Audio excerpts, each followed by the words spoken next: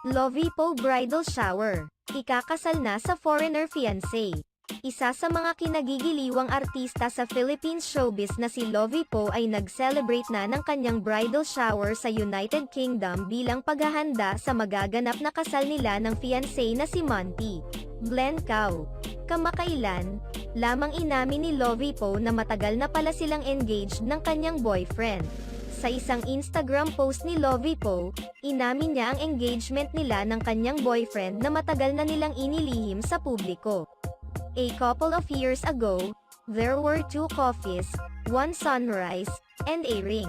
We've shared and celebrated this moment quietly with our family and closest friends, so we're now more than happy to share this sweet #life update with you, pagsisiwalat ni Lovie Poe.